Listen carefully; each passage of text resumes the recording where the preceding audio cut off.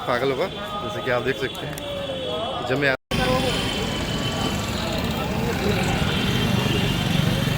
हमारे ड्राइवर डटे हुए हैं, बिल्कुल चंपांच की तरह। बहुत ज़्यादा एक्साइटेड हैं, लेकिन मुझसे ज़्यादा अजीत एक्साइटेड है। दोस्तों अभी मैं अपनी एक पुरानी याद को ताज़ा करना चाहता हूँ। अभी मैं एक गाना सुन रहा था फुकरे रिटर्न्स का, इश्क द फनियर।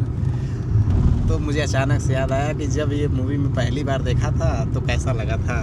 हेलो दोस्तों, आज है फरवरी की आखिरी दिन, 28 का आखिरी दिन, और अब हम लोग निकल रहे हैं यहाँ से मथुरा के लिए। जैसा कि होली है 4 तारीख को, तो हमारा प्लान है कि 2 तारीख तक हम लोग मथुरा में रहेंगे, तो बता दिया था हमने।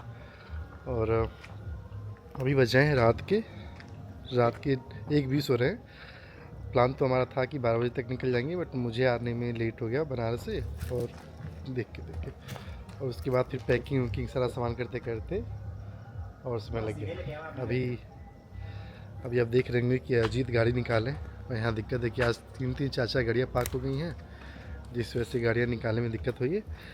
ये धर्मराज भाई अजीत को नेविगेट कर रहे हैं, गाइड कर रहे हैं। देख के तो हम पूछेंगे दीपक से क्या वो एक्साइटेड है इस जर्नी। बहुत ज़्यादा एक्साइटेड हैं, लेकिन मुझसे ज़्यादा अजीत एक्साइटेड है। और अब हम लोग निकल चुके हैं यहाँ से। अजीत भाई कमान संभाल लिए हैं, मैं और धर्मराज भाई पीछे बैठे हैं। मैं तो इसलिए पीछे बैठा हूँ क्योंकि मुझे नींद आ सकती है, नींद आ भी रही एक्चुअली, और आगे जो बैठा है उसका सोना सही नहीं है यहाँ पे। सबसे पहले वहीं से अब पूछेंगे, मित्र जा रहे थे पीछे। अब धर्मराज भाई से पूछेंगे धर्मराज भाई को कैसा लग रहा है। आज मेरे साथ तो इनकी पहली ट्रिप है कहीं की, जहाँ हम लोग दूर जा रहे हैं। बहुत अच्छा लग रहा है, काफ़ी ज़्यादा एक्साइटमेंट है। हमारी छुट्टी नहीं मिल रही थी, लेकिन मैंने जैसे तैसे छुट्टी के लिए कन्विंस किया अरेंजमेंट क्लर्क को। फिर उसने पूछा आज कितने दिन में आ जाओ, मैं कहा 2 दिन में आ जाएंगे। तो अब हम जा रहे हैं फाइनली।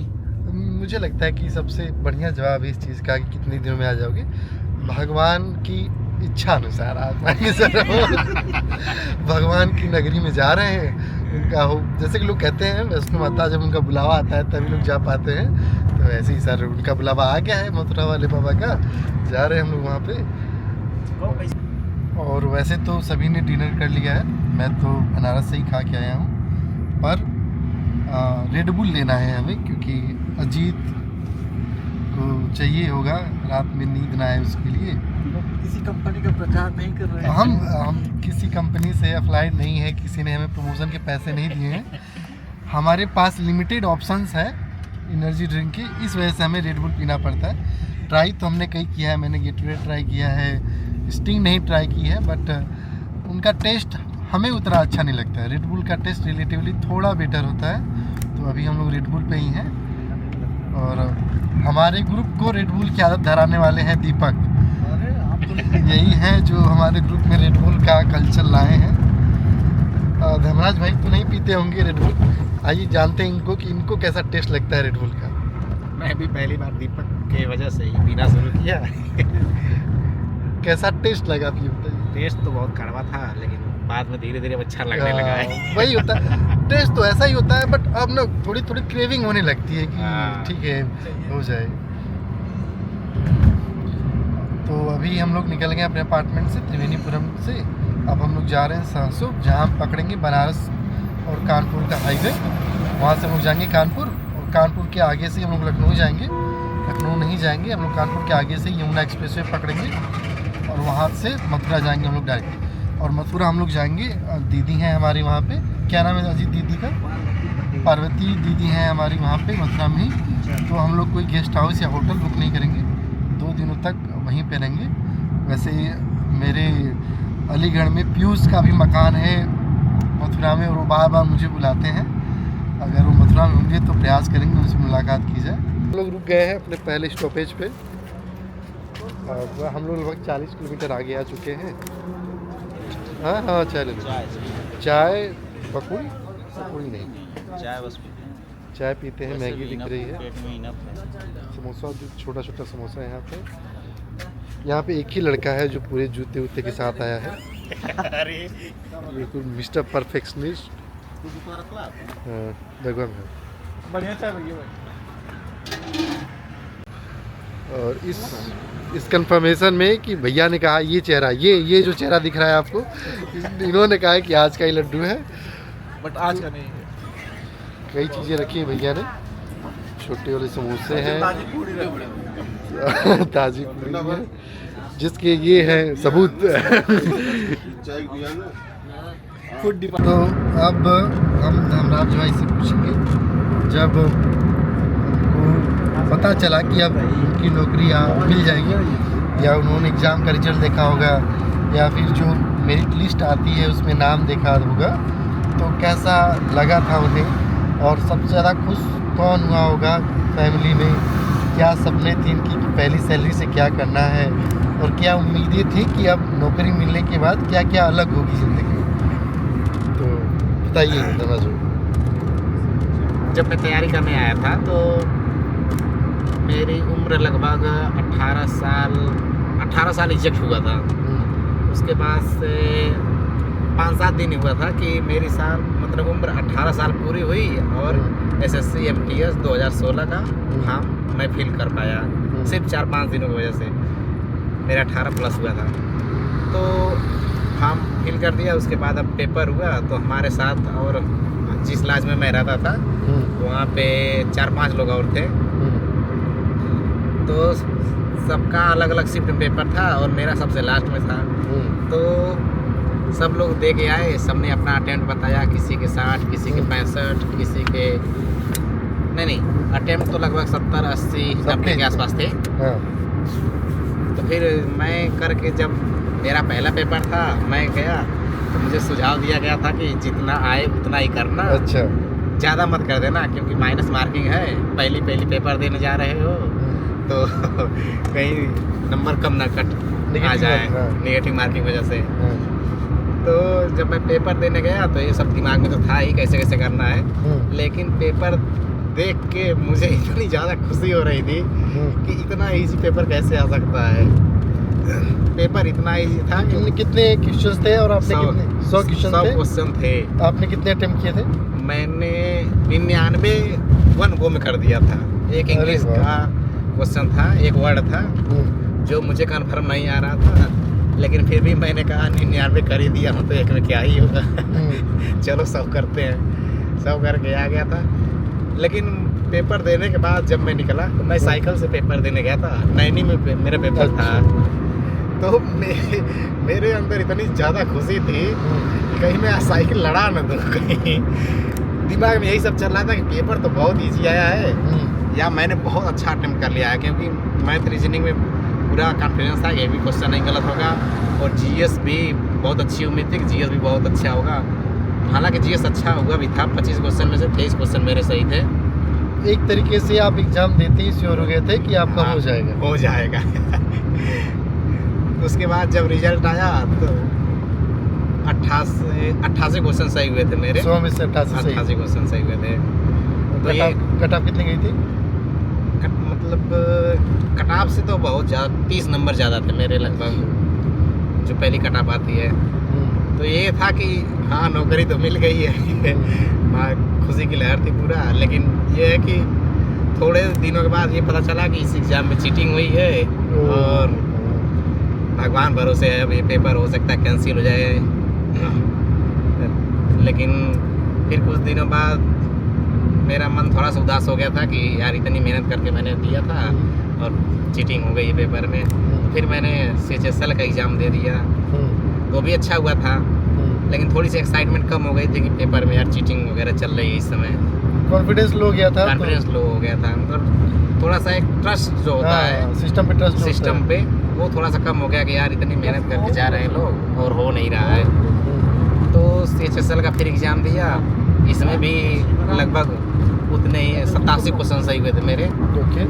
तो इसमें भी हुआ कि हाँ इसमें हो जाएगा सिलेक्शन, इसमें भी 30-35 नंबर कट ऑफ से ज़्यादा थे। ओके। तो तब तक SSC वही MTS 2016 का रिजल्ट आया, तो उसमें मेरा 0.25 से नहीं हो पाया, क्योंकि उसमें चीटिंग हो गई थी तो कट ऑफ बहुत ज़्यादा हाई चली गई थी।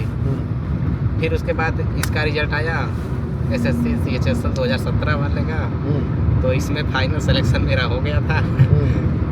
लेकिन यह है कि ये भी सुप्रीम कोर्ट में मामला चल रहा था, लेकिन ये था कि रिजल्ट आ गया था। उस पर कुछ लोग ये कह रहे थे कि हो सकता है ये पेपर कैंसिल हो जाएगा, एग्ज़ाम कैंसिल हो जाएगा। लेकिन रिजल्ट आया तो खुशी के मारे मतलब कुछ समझ में नहीं आ रहा था कि क्या कहें, कैसे मिल गई नौकरी। जैसे होता है ना सपना कि जब कुछ नहीं होता है आपके हाथ में, तो बस यही भरोसा होता है कि चलो कोई एग्ज़ाम देंगे और अगर एग्ज़ाम निकल जाएगा वन डे तो ज़िंदगी सुधर जाएगी।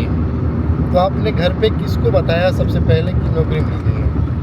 वो घर पे फ़ोन किया तो अभी ये एग्जैक्ट याद नहीं आ रहा है, लेकिन मम्मी पापा में से ही दोनों लोगों में से कोई उठाया तो बात हुई।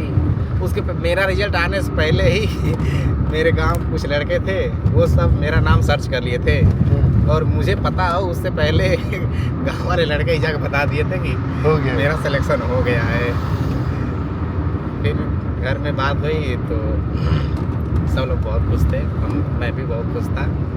थोड़ा सा मतलब रिजल्ट 2017 का एग्ज़ाम था मेरा, 2020 में सिलेक्शन हुआ तो एक्साइटमेंट थोड़ी सी कम हो गई थी, ख़त्म नहीं हुई थी, कम हो गई थी कि यार एग्ज़ाम कब का दिया है, सिलेक्शन ज्वाइनिंग नहीं करा है। तो ज्वाइनिंग हो गई फिलहाल 3 साल के बाद। लेकिन जब पहली सैलरी आई तो इतनी खुशी थी, ये कर दूंगा, वो कर दूंगा, ये लूँगा, वो लूँगा कि 45,000 रुपये जब आए थे, एक महीने 6-7-8 दिन की आई थी सैलरी मेरी, 45,318 रुपये लगभग आई थी। इतनी ज़्यादा खुशी हुई थी कि इतना पैसा अचानक से, जहाँ मुझे 2500 रुपये पर मंथ मिलता था पढ़ाई करने के लिए, खाने पीने के लिए और अपनी स्टेशनरी वगैरह लेने के लिए, जब इतना पैसे एक बार आया तो मारे खुशी के रहा नहीं जा रहा था एकदम कि इतने पैसे करूँगा क्या मैं करूँगा। इतने पैसों में ऐसा लगता हो कि इतने पैसों में तो बहुत सारी चीज़ें जो की जा सकती है। हाँ, बहुत सारी चीज़ें ली जा सकती है, बहुत कुछ काम हो सकता है। इतना पैसा ज़्यादा लग रहा था। पहले महीने में खूब शॉपिंग की मैंने पहले महीने क्या बताऊँ, मैं कह रहा हूँ कि मतलब 4-5 महीने तक मतलब मेरी किसी भी मंथ की सैलरी में कुछ भी पैसे बच नहीं रहा था। ऐसे 10-15 दिन होते होते मेरी पूरी सैलरी ख़त्म हो जाती थी। बस ये है कि अब खाने पीने के लिए कुछ तो छोड़ दो कि 10 दिन तक वो भी काम चल जाए। शॉपिंग ही करते थे आप? शॉपिंग करता था, बहुत शॉपिंग करता था, कपड़े वगैरह पहले बहुत ख़रीदता था। दोस्तों, अभी मैं अपनी एक पुरानी याद को ताज़ा करना चाहता हूँ। अभी मैं एक गाना सुन रहा था फुकरे रिटर्न्स का, इश्क द फनियर। तो मुझे अचानक से याद आया कि जब ये मूवी में पहली बार, और अब हमारा कारवां पहुंच चुका है कानपुर, और एक कानपुर की प्रदूषण पोल्यूशन दिख रहा है हमें हल्का हल्के कोहरे के तौर पे। और अभी यहाँ से कम 3 घंटे लगेंगे हमें। तो सुबह के 8-9 बजे तक हम पार्वती दीदी के यहाँ पहुँच पाएंगे और फिर मुझे लगता है हम लोग हल्का नाश्ता वास्ता करके सो जाएंगे। और वही 2-3 बजे शाम को जगने के बाद हो सकता है कि हम लोग घूम पाएंगे थोड़ा सा मथुरा में, और फिर वही 1 तारीख को घूमेंगे और 2 तारीख को वापस। तो ये है, अब तक का सफ़र कैसा रहा है आपके लिए? हमें तो पता ही नहीं चला कि हमारा सफ़र इतना बीत चुका है। हालांकि मुझे कार में बहुत दिक्कत होती थी। बस अजीत थोड़े शांत हैं अभी, क्योंकि वही सारथी हैं हमारे, वही गाड़ी चला रहे हैं। एक बार जब हम लोग मथुरा पहुंच जाएंगे तो उनसे भी आग्रह करेंगे वो भी अपने कुछ बीते हसीन लम्हे सुनाए, इस व्लॉग का हिस्सा बने। तो अब अगले दिन की सुबह हो चुकी है और हम लोग इटावा पहुंचने वाले हैं। तो आइए जानते हैं कि कैसी स्थिति है धर्मराज भाई की, कब तक जग सकते हैं। और अब पूरे दिन के लिए हम रिचार्ज हो चुके हैं। रिचार्ज हो चुके हैं? अब नींद सोए थे आप? नहीं, बस हो गया। अब जो नींद आने होती है वही 5-6 बजे आती है। मैं देख रहा था कि आप काफ़ी जिम की वीडियोस देख रहे हैं। मुझे लगता है आप बिल्कुल दृढ़ निश्चय आपने कर लिया है कि अब हो गया, जो हो गया सो हो गया, अब बनानी है, फिटनेस पे ध्यान रखना है, अब बॉडी ट्रांसफॉर्मेशन होगा। बॉडी ट्रांसफॉर्मेशन होगा, अब सिक्स पैक्स आएंगे। और हमारे साथ के ये देखिए एक जनाब सो चुके हैं और काफ़ी देर से सो चुके हैं। 2 रेड बुल के बाद हाँ, 2 रेड बुल पीने के बाद भी ये स्थिति है। हमारे ड्राइवर डटे हुए हैं, बिल्कुल डटे हुए हैं, बिल्कुल अजीत जी। चंपांच की तरह। हम लोगों की तो नींद झपक भी रही है, आंखें दर्द भी कर रही हैं, बट भाई साहब बिल्कुल सबसे कम रेड बुल पी के भी रास्ते पे नज़र है पूरी। और बहुत उम्मीद है कि जल्द हमें पहुंच जाएंगे हम लोग 2 घंटे में, 2 घंटे 2.25 घंटे में हम लोग पहुंच जाएंगे दीदी के यहाँ। और अब हम लोग हो गए हैं अगली आउटिंग के लिए तैयार। यहाँ सुबह हम लोग 10 बजे पहुँच गए थे, लेकिन तब से बेड पे ही थे। अब मेरी नींद तो अच्छे से पूरी नहीं हुई है, बट इन तीनों लोगों की लग रही कि पूरी एनर्जी वापस आ चुकी है। एनर्जी वापस आ चुकी है, नींद नहीं पूरी, लेकिन हम एनर्जी फील कर रहे हैं। और फिलहाल रेड बुल अभी है पड़ा है हमारे पास, लेना पड़ेगा। रेड बुल लिया जाएगा, उसके बाद घुमा जाएगा। तो यहाँ से लोग जा रहे हैं जन्मस्थान, पंखा मत दो, कृष्ण जन्मभूमि जा रहे हैं। वहाँ पे शायद होली है, तो वहाँ होली खेलने का प्लान है। और वहीं आज तो शायद वहीं जा पाएंगे, आज तो ज़्यादा जगह नहीं जा पाएंगे। और शायद पैदल ही जाएंगे यहाँ से, 1-1.5 किलोमीटर ही है, ज़्यादा दूर नहीं है यहाँ से। निकलने से पहले ही विराम लग गया है। पता चला वहाँ कैमरा ले जाना उचित नहीं है, शायद जमा भी हो जाता है। तो अभी हम लोग दीदी के हाथ की बनी हुई सब्जी खाने खा रहे हैं। यहाँ से 2 किलोमीटर है, देखते हैं अजीत भाई कैसे लेके चलते हैं उन लोगों को। रिक्शा से चलेंगे। अब हम लोग निकल चुके हैं, कृष्ण जन्मभूमि पे दर्शन हो गया है। और मोबाइल जाना था नहीं वहाँ पे वैलिड, तो फोटोज़ तो नहीं ले पाएंगे। और काफ़ी साफ़ सुथरा, काफ़ी प्यारा था। हम लोग इस उम्मीद से आए थे कि वहाँ पे फूलों की होली होने वाली है, उसमें पार्टिसिपेट करेंगे, बट वो कल ही हो चुकी थी। और आज ऐसा एक कथा टाइप का कोई इवेंट था, बट होली टाइप की नहीं थी। तो अब हम लोग निकल रहे हैं प्रेम मंदिर के लिए। बस से ही जा रहे हैं हम लोग। प्लान ये था पहले कि जाएंगे दीदी के यहाँ से गाड़ी लेंगे, वहाँ से फिर चलेंगे, पर अभी फ़िलहाल तो हम लोग बस से ही जाएंगे डायरेक्ट वहीं पे। और अब जब तक प्रेम मंदिर खुला रहेगा तो मोस्टली वहाँ पे रहेंगे, उसके बगल में इस्कॉन टेम्पल जा सकते हैं। और फिर इस्कॉन टेम्पल अगर जाएंगे तो वहाँ की खिचड़ी वाला प्रसाद खाएंगे, उसके बाद फिर खाएंगे। सबकी एनर्जी डाउन है। तो हम लोग आ गए हैं ये पागल बाबा, जैसे कि आप देख सकते हैं। जब मैं आता था प्रेम मंदिर तो यहाँ दिखता था, तो काफ़ी अच्छा लगता था, बट कभी मौका मिल नहीं पाता था। आज क्योंकि समय हमारे पास पर्याप्त, कहीं ऐसी ये नहीं कि इतने बजे तक यहाँ जाना, क्योंकि यहाँ मैं जितनी बार भी आया हूँ अलीगढ़ से ही आया हूँ, और समय की पाबंदी रहती थी। आज समय ही समय है, समय ही समय है, आराम से घूमते घूमते जाएंगे। पूरा दिन है। और बहुत ही खूबसूरत है मंदिर, ये अच्छे से बनाया हुआ है। एक दोस्त हमारा पीछे ही हो गया है, थक गया है शायद। हम लोग पागल बाबा के बिल्कुल ऊपरी फ्लोर पे आ चुके हैं। यहाँ पे आप पीछे देख लेंगे, पीछे क्या दिख रहा है आपको, वो बिल्कुल किनारे दीपक बैठा है, थक गया है, आने में असमर्थ था। ये हैं अजीत, नवराज भाई काफ़ी खूबसूरत लग रहे हैं। और यहाँ का मंदिर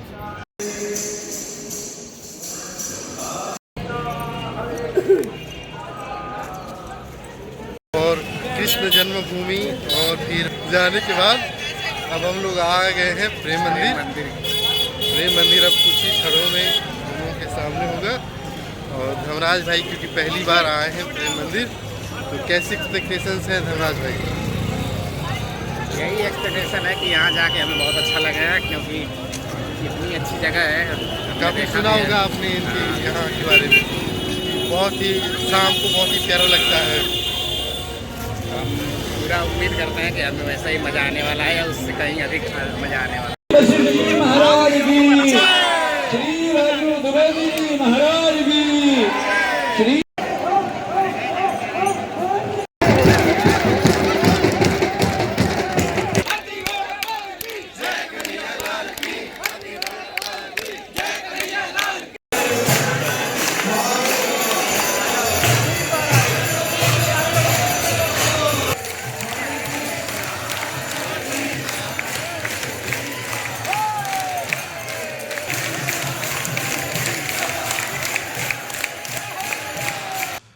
तो अब हो चुकी है 28 तारीख की शाम, क्या रात हो चुकी है। डिनर कर लिया है हम लोगों ने। और क्योंकि आज जहाँ हम गए थे श्री कृष्ण जन्मभूमि, वहाँ पे ऐसे कैमरा ले जाना अलाउड नहीं था, तो इसी वजह से हम नहीं ले जा पाए।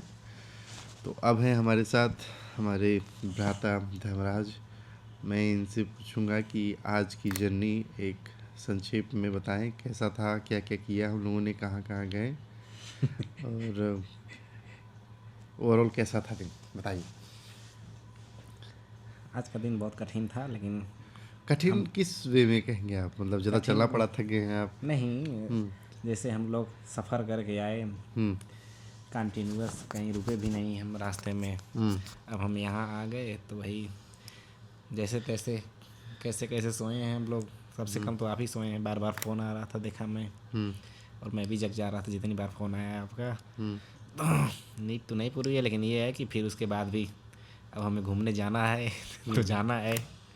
इतनी दूरी से आए हैं हाँ, तो इतनी घूमेंगे दूरी से आए हैं तो हम पहले वहीं गए हैं राम जन्मभूमि स्थल। कृष्ण जन्मभूमि। हाँ, कृष्ण जन्मभूमि स्थल। हम्म तो वहाँ तो कैमरे ले जाना अलाउड नहीं था। हमें लग रहा है कि हम लोग थके हुए थे, हम्म इसलिए हमें वहाँ ज़्यादा थोड़ा मज़ा नहीं आ रहा था। हाँ, बट अच्छी थी जगह, काफ़ी अच्छा था। अगर मोबाइल या फिर कैमरा अलाउड होता तो बहुत प्यारी प्यारी फ़ोटो जाती वहाँ पे। तो वहाँ पे हम लोग इस उम्मीद से गए थे कि वहाँ फूलों की होली होने वाली थी, जैसा कि अर्पित ने बताया था, अजीत ने बताया था, बट यही वहाँ पे बड़ा ऐसा कुछ फैक्टर नहीं। है, क्योंकि हमें लगा था कि फूलों वाली होली होने वाली है, जो हमारी एक्सपेक्टेशन थी हम्म उससे मीट नहीं हो पाई। इसलिए हमें जाके वहाँ थोड़ा सा मतलब ऐसा ही बुरा लेट इसीलिए डाउन लगा। हुआ थोड़ा सा कि अच्छा यहाँ पे नहीं है, होली नहीं है फूलों वाली, इसलिए थोड़ा सा। बट ओवरऑल अच्छा था वहाँ। वहाँ लेकिन जब हम लोग अच्छा शाम लगा। को निकले तो हमारा ये था कि आज हम सिर्फ वहीं पे जाएंगे, सिर्फ हम श्री कृष्ण जन्मभूमि पे ही जाएंगे और वहीं से वापस आ जाएंगे। फिर वहाँ गए हम लोग और वहाँ पे देखा हमने कि नहीं, यहाँ पे होली नहीं है। फिर हमने डिसाइड किया कि ठीक है, अभी समय है, अभी हम एक दो जगह और जा सकते हैं, ताकि कल और कम ही चीज़ें रहे जिसे हमें कवर करना पड़े। तो फिर वहाँ के बाद हमारा प्लान हुआ कि चलते हैं, अब शाम का समय भी हो गया है, तो प्रेम मंदिर चलते हैं, क्योंकि शाम का वहाँ पे नज़ारा बहुत ही खूबसूरत होता है। तो फिर वहीं श्री कृष्ण जन्मभूमि से हम लोगों को बस मिली। तो उसके बाद हम लोग प्रेम मंदिर ही जा रहे थे, पागल बाबा जी का मंदिर पड़ता है। और जैसे मैं तो पहले आया हूँ मथुरा, तो मैंने कई बार देखा था और कभी जा नहीं पाया था, क्योंकि जब भी मैं आता था तो मुझे शाम को, रात को ही निकलना था। समय हमारे पास ऑफिस में आता था तो 3-4 घंटे का समय होता था। आते आते ट्रैफिक इधर लगता था, तो ये था कि किसी भी तरीके से बांके बिहारी जी के दर्शन करके निकला जाए। तो फिर उतना समय रहता नहीं था। तो आज लेकिन हमारे पास पर्याप्त समय था, तो हम पागल बाबा जी धाम पे मंदिर पे रुके। वहाँ पे हमारे जो ये कमांडर है दीपक, इनकी एनर्जी जवाब दे चुकी थी, तो ये तो अंदर नहीं गए। मैं, धर्मराज भाई और अजीत भाई, हम 3 लोग गए। वो भी काफ़ी खूबसूरत मंदिर था, काफ़ी प्यारा मंदिर था। और फिर उसके बाद हमारे पास 8 बजे हम लोगों ने दर्शन कर लिए थे, फिर मंदिर हो गया था, तो सुबह समय था, तो हम सोचे कि इस्कॉन मंदिर भी चलते इसका हैं। मंदिर चला जाए। वहाँ गए और वहाँ पे मंदिर तो हम लोग ज़्यादा नहीं घूमे, बट वहाँ पे खास शाम को जो वहाँ पे गीत होते हैं, वहाँ पे इसे क्या बोलते हैं, हरे कृष्णा हरे रामा को कीर्तन कीर्तन हो रहा कीर्तन था ना? होते हैं। कीर्तन के साथ हरि लोग, कीर्तन हो रहा था। हरि कीर्तन हो रहा था, और हरि कीर्तन के साथ साथ वहाँ जो भक्त होते हैं वो लोग झूमते हैं, इंजॉय करते हैं। तो उस क्रिया में अपने धर्मराज भाई काफ़ी भाव विभोर हो गए थे, काफ़ी खुश थे। बहुत अच्छा लगा हमें तो वहाँ पे नृत्य करते हुए, बहुत भक्ति में विलीन हो गए थे हम सभी लोग वहाँ पे। मैं अकेला ही नहीं, सभी लोग। ऐसे लग रहा था कि बिल्कुल हमारी सभी लोगों की थकावट बिल्कुल शून्य हो गई है। हमें और कुछ नहीं याद आ रहा था, बस ये है कि झाल बजती जा रही थी और हम थिरकते जा रहे थे। मज़ा आ रहा था एकदम। वहाँ करने के बाद फिर हम लोगों ने इस्कॉन मंदिर का प्रसाद खाया, खिचड़ी जो कि प्रसाद के तौर पे मिलती है वहाँ पे। कैसी कैसी लगी आपको? बहुत ज़्यादा टेस्टी थी। जैसा कि बताया गया था हमें कि वहाँ पे प्याज और लहसुन नहीं पड़ रहा है। यूज नहीं किया जाता है। लेकिन उसके बाद भी जो खिचड़ी बनी हुई थी बहुत ज़्यादा टेस्टी थी और हम लोग 2-2 प्लेट खाए। 2-2 प्लेट खाए, फिर आए हम लोग। और उसके बाद एक चीज़ हुई कि हम जिस ई रिक्शा से आ रहे थे वो ई रिक्शा भी डिस्चार्ज हो गया, तो हमें 1 किलोमीटर पैदल ही आना पड़ा दीदी के घर। तो ऐसा रहा, अब हम लोगों ने डिनर कर लिया है, चारों लोग बहुत थके हुए हैं। मुझे लगता है कि अगर हम लोग सोएंगे तो 10 मिनट के अंदर नींद आ जाएगी। दीपक तो नींद में जा भी चुके हैं। और हम एक बार अजीत भाई से पूछते हैं उनका आज का एक्सपीरियंस कैसा रहा। कैसा रहा अजीत? थक गए हैं आप? थकान लगी है, पैर दर्द कर रहे होंगे। तो चलिए आज के लिए इतना ही, कल मिलते हैं।